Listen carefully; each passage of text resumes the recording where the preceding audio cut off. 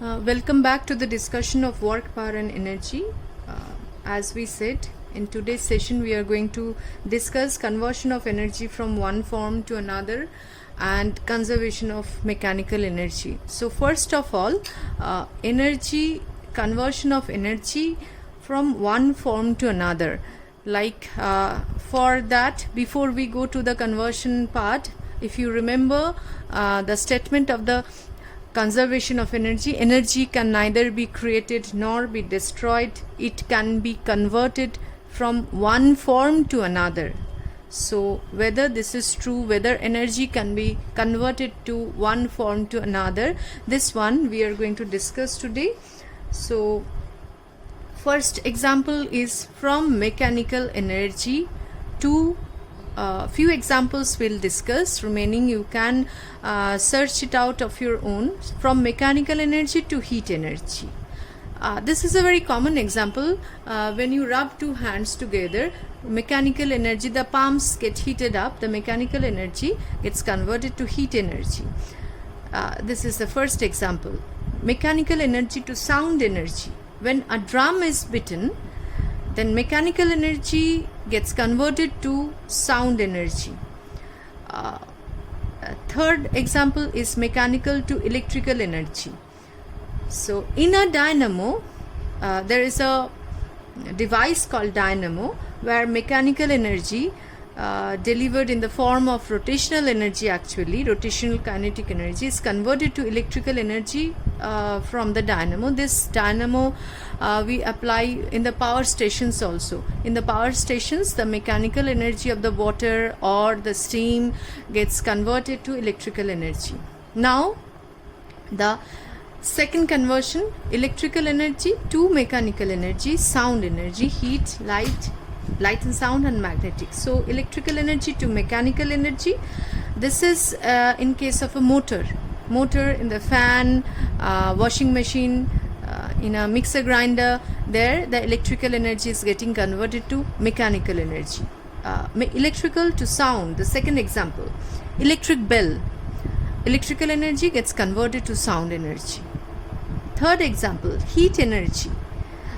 In electric heater, geyser, and all these immersion rods, their electrical energy is getting converted to heat energy. Fourth example, electrical to light energy. A very common example is the electric bulb. Electrical energy to light and sound energy. Television. The sixth example, electrical energy to magnetic. Now I'm not going to discuss any more example and make it a boring one. So I'll ask you to find out the examples where heat energy is getting converted to mechanical energy, light energy, electrical energy, and where light energy is getting converted to electrical and chemical energy. You find out the energy conversion of your own. There are thousands of examples where you can find out and note it down in your copy. So let me directly go to the next part of this chapter discussion, the dissipation, law of conservation of energy. Law of conservation of energy, especially the law of conservation of mechanical energy, and verification of this we will try to understand and prove. Okay, so in this case, so let us assume a body of mass m is at a height h above the ground. So when the body is released, what will happen? At this moment, when the body is just released, it's possessing certain energy. After it is released, slowly that energy gets converted to another form of energy. We will try to find out the energy at each and every point and just try to prove that total energy remains constant. So for this one, at this first position, the velocity of the body is 0 and the body is at a height h. So the sole energy here is potential energy. Potential energy is the value of the potential energy is mgh.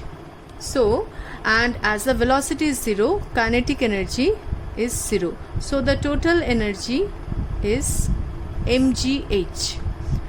mgh plus 0 is mgh. Now at an arbitrary point from the top, let the distance is x, from the top let the distance is x.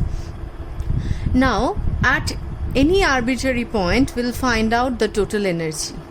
Okay, now what is the velocity of the body at an height at a distance x from the top? So we can find out the velocity. V square is equal to u square plus 2g. The distance traveled is x. So u at the initial point, the u is 0, initial velocity is 0, so v square is equal to 2gx. So what is the kinetic energy? Kinetic energy at this point will be half m v square equal to half m into 2gx. So it's mgx. So we write kinetic energy at this point is mgx. And what is the potential energy? Potential energy we always measure from the ground. What is the height of this body at this position? It's h minus x. This height is h minus x. We always measure the potential energy from the ground. So it's mg h minus x. So what will be the total energy here at this point? Total energy is again mgx plus mgh minus x. It's mgh. Now if we can prove that at this point just before touching the ground the energy is, total energy is still mgh, we can prove the conservation of energy. Now let us try to find out what will be the velocity of the body just before touching the ground. What is the distance traveled by the body just before touching the ground? The distance traveled is h. So here the velocity is v square is equal to u square is 0, so 2gh. So the kinetic energy is half mg, so half m 2gh is equal to mgh. So kinetic energy here is mgh, and potential energy, as the height is 0, so potential energy is 0. So what is the total energy? Total energy again here is mgh. So we have proved the energy conservation here throughout. Here in this case we have neglected any sort of presence of any sort of dissipative forces here. So we have neglected air resistance and all while proving this, and we have proved the conservation of energy. Now in the second instance, second example that we are going to study, just not any mathematical proof, but just we are going to study the energy conservation. Here is a simple pendulum. Simple pendulum. The second example here is simple pendulum. This is called the mean position of the pendulum. At this position the velocity is maximum, and at these are the two extreme positions. A pendulum is oscillating like this. These positions are the extreme positions. This is the mean positions. At the extreme positions the velocity is 0. Here the velocity is 0. So what is the kinetic energy? Kinetic energy is 0.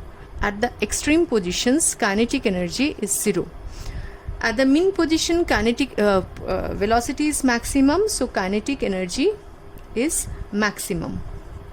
Now when it's at the extreme position, the height from this mean position, the height above the mean position is h. So at these two extreme positions the potential energy is maximum. Here also the potential energy is maximum. So in this intermediate positions there is kinetic energy as well as potential energy. In these examples also it can be proved that the sum of the kinetic and potential energy remains constant. This is another example where the total energy is conserved. Okay, now that's all about this work power energy here, and in the next session we'll discuss few examples, few numerical examples, and we'll end up the chapter here and begin with a new one. Thank you.